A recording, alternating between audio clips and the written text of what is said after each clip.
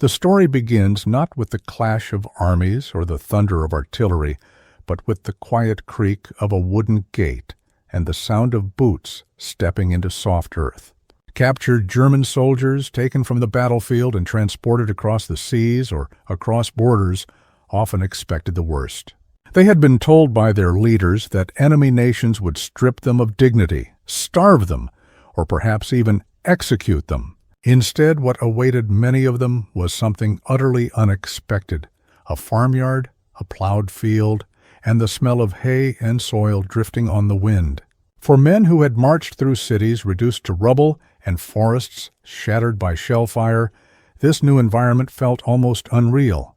The wide open spaces of the countryside did not resemble a prison at all, but something closer to a forgotten piece of normal life. The first impression was one of disorientation. Imagine a soldier hardened by years of combat stepping down from a transport truck and seeing rows of crops stretching out to the horizon. There were no barbed wire fences hemming him in, no watchtowers glaring down. Instead, he was handed tools or shown to a stable and told to work. For some, it was humiliating at first, a reminder of their defeat. Yet as the days passed, the rhythm of the fields began to change that perception. Work had always been tied to discipline in the army, but here it carried a gentler, more human pace. Farm life greeted the prisoners with sensory details that contrasted with everything they had known in uniform.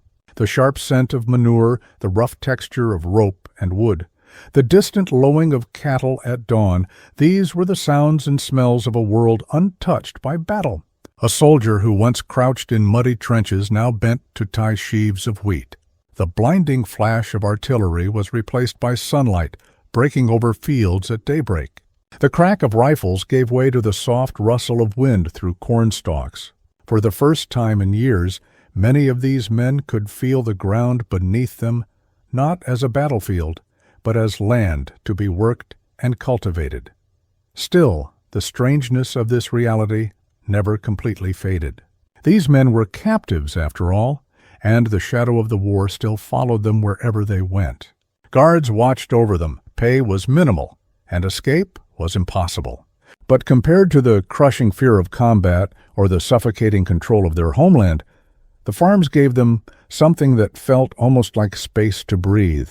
They were prisoners who walked outdoors each day, inhaling the scent of grass and soil, and for many it was the first time in years that life offered a rhythm not dictated by gunfire. The early days of this transition were filled with mixed emotions. Some men held on stubbornly to pride, refusing to find comfort in labor that was meant to mark their defeat. Others, more weary than defiant, surrendered to the simplicity of routine.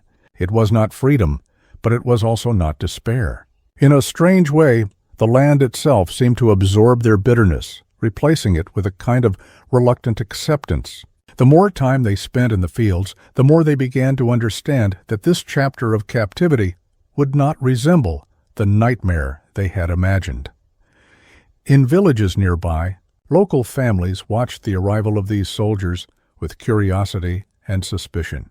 Mothers worried about the safety of their children.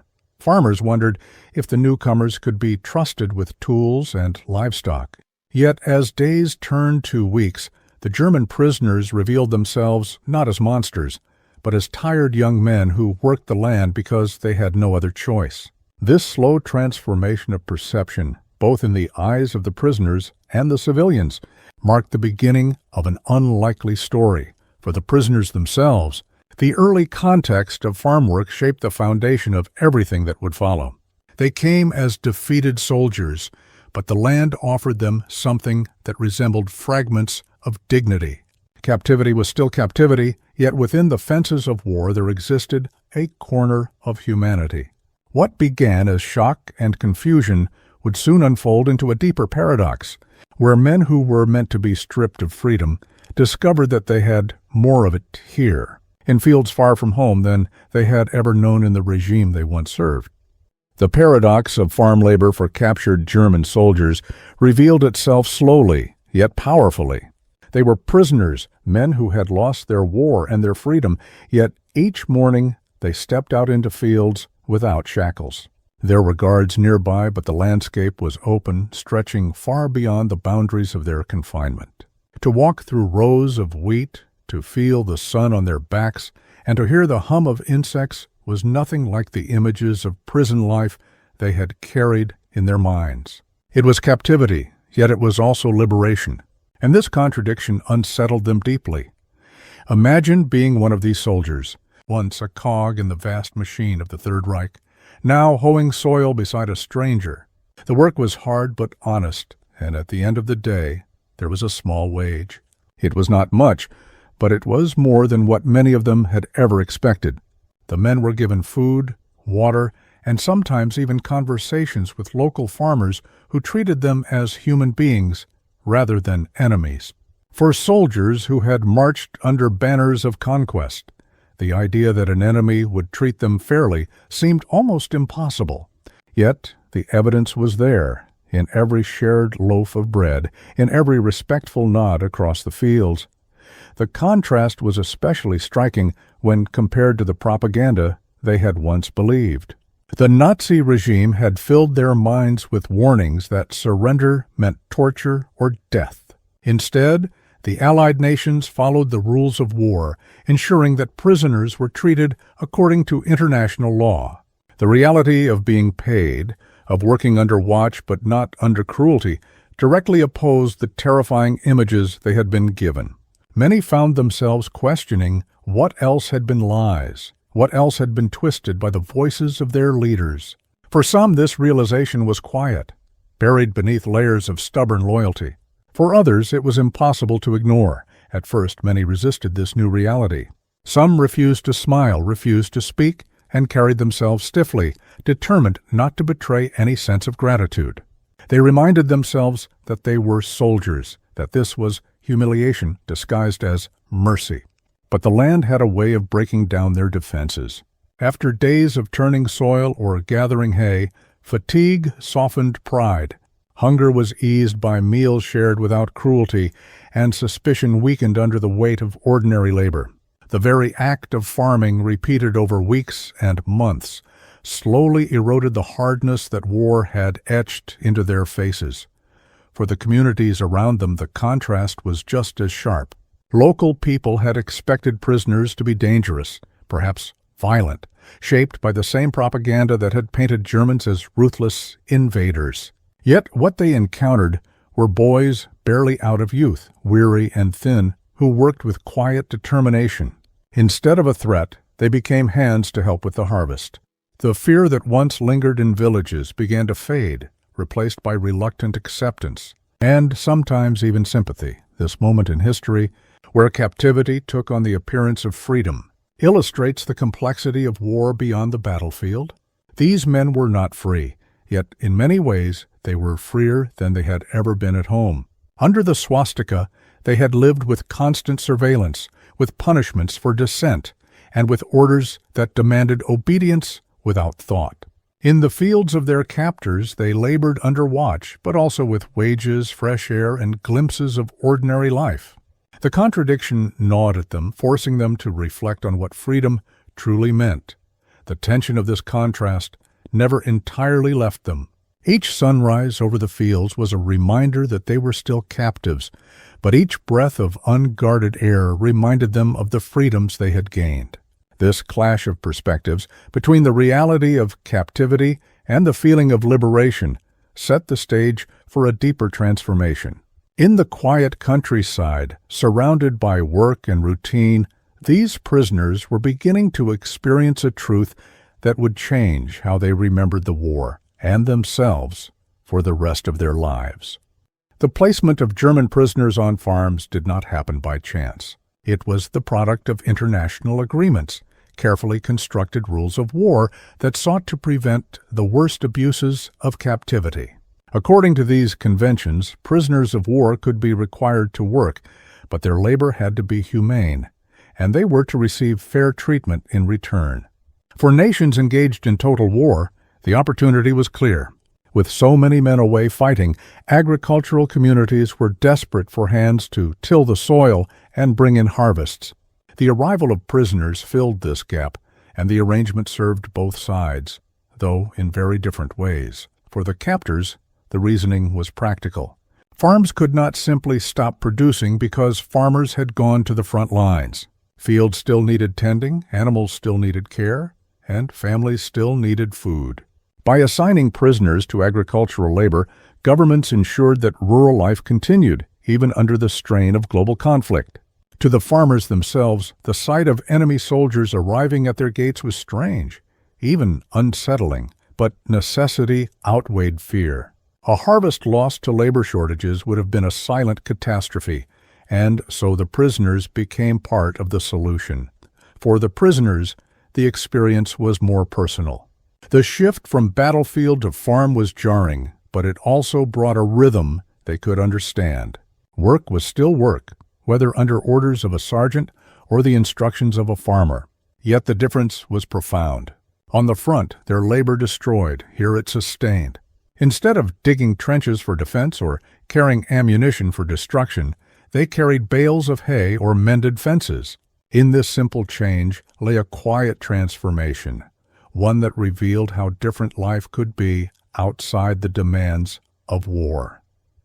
The origins of this system also exposed the irony of war itself. These men had been trained to conquer and dominate, to embody the strength of a regime that allowed no weakness. Now, in defeat, they were given the chance to earn wages, to experience fairness, and to live within a framework of rules that their own government had rarely honored. Many struggled to reconcile this. The Germany they had left was a place of strict control and unrelenting propaganda. The world they found as captives was not one of cruelty, but of laws and agreements meant to protect even the defeated. The reliance on prisoner labor gradually blurred the lines between captor and captive. Farmers depended on the strength of these men to bring in crops.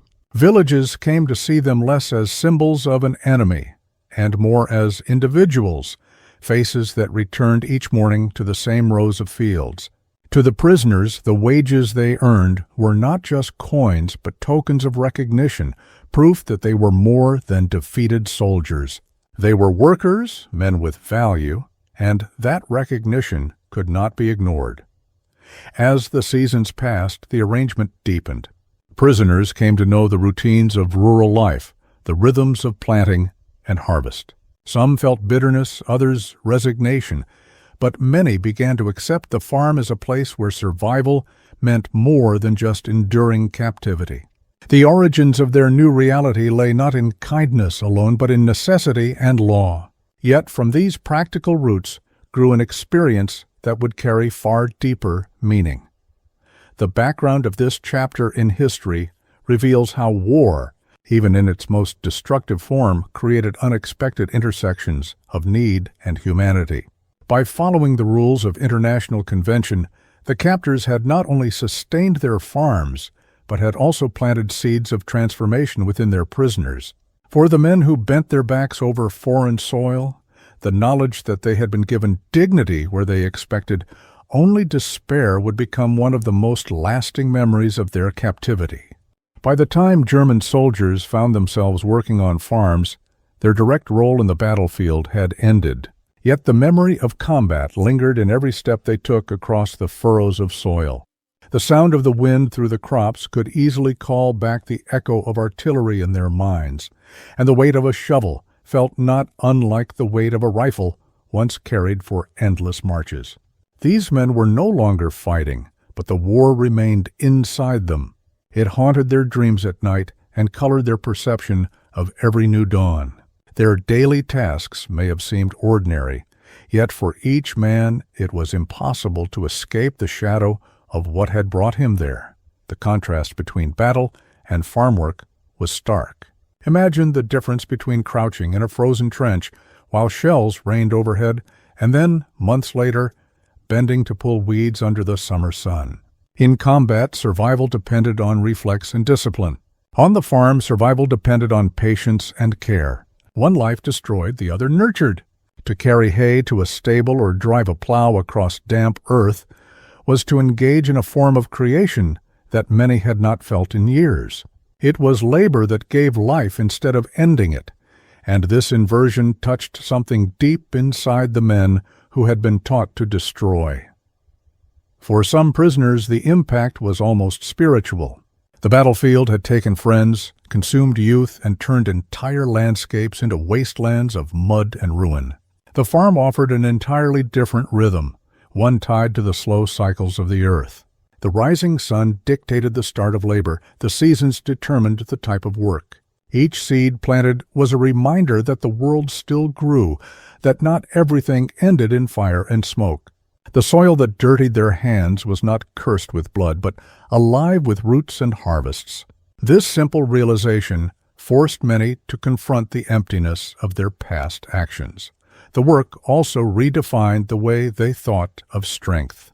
On the battlefield, strength meant killing faster, surviving longer, obeying without hesitation. In the fields, strength meant endurance, persistence, and the ability to care for something fragile. A crop would fail if neglected, an animal would suffer if ignored.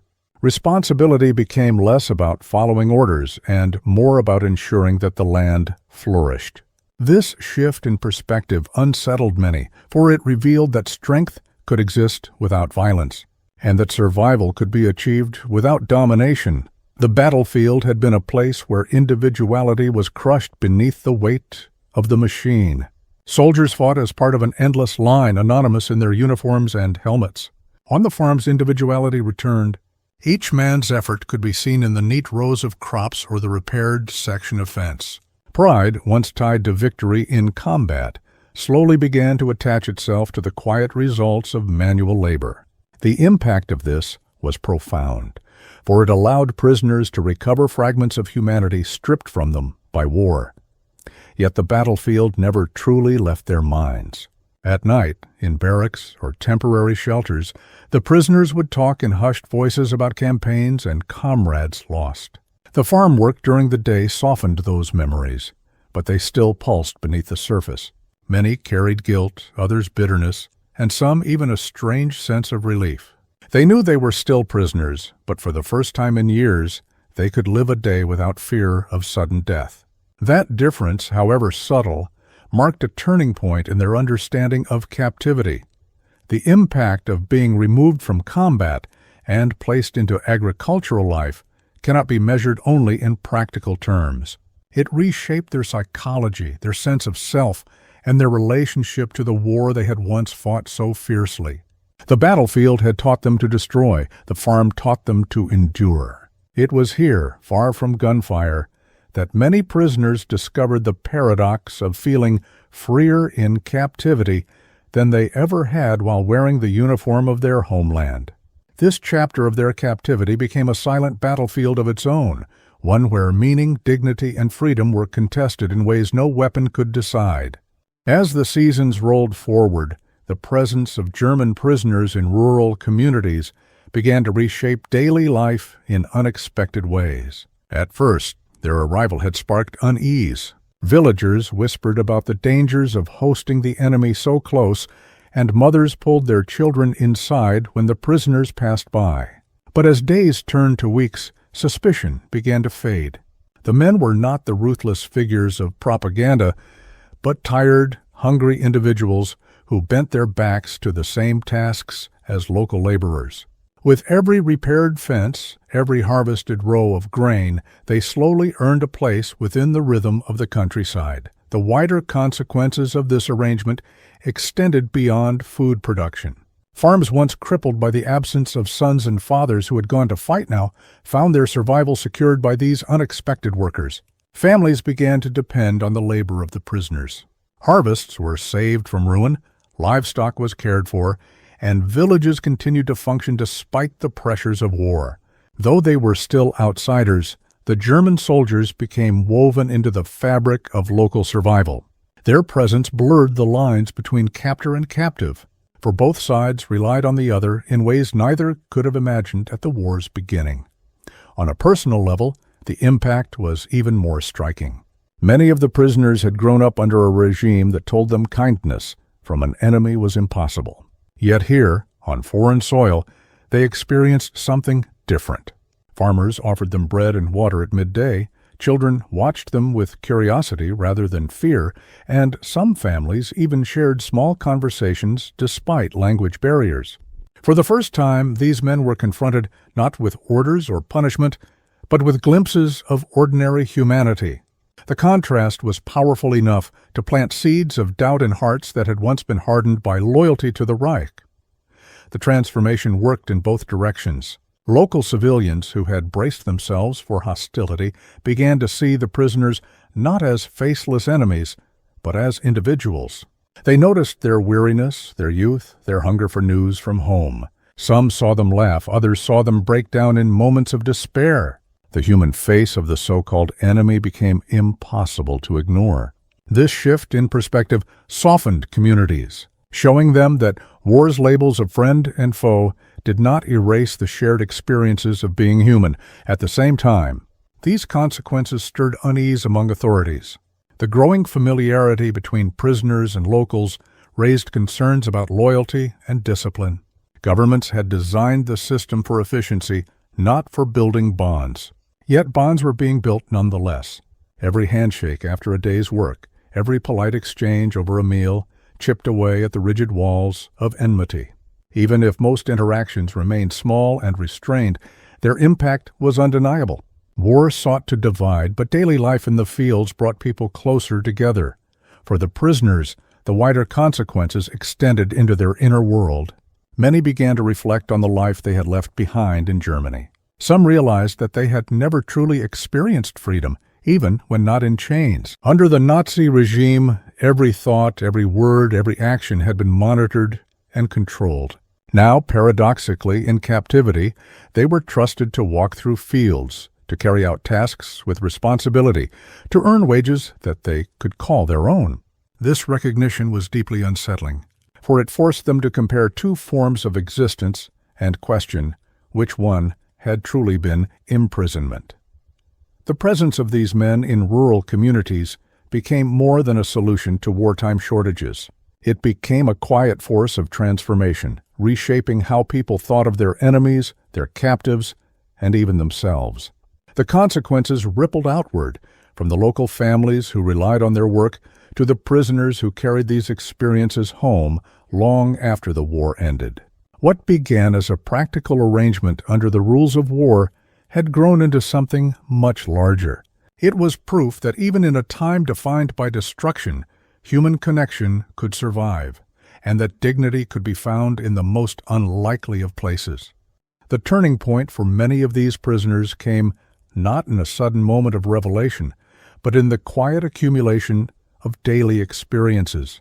Each sunrise over the fields, each wage received for a day's labor, each shared glance with a farmer who treated them as men rather than enemies, carved away at the assumptions they had carried with them from Germany. Slowly, they began to recognize a paradox so sharp it was impossible to ignore. They were prisoners confined in a foreign land, yet they felt freer in those moments of labor than they ever had while living under the shadow of the swastika. The realization was unsettling, and for many, it marked a silent but profound climax in their journey. Imagine the thoughts of a soldier who had grown up in Hitler's Germany, where fear dictated every word and loyalty was demanded at every turn. In that world, to question orders was dangerous, to speak freely was unthinkable, and even private thoughts were not safe from suspicion. Now, picture that same soldier kneeling in the dirt to plant potatoes, knowing that the worst consequence of failing here was a poor harvest, not imprisonment or death. The contrast was stark, and the mind could not help but compare. Freedom, it seemed, was not the absence of walls, but the presence of dignity. This was the climax because it forced the prisoners to confront a truth about themselves and their nation. They had fought for a system that promised greatness, but delivered only fear and destruction.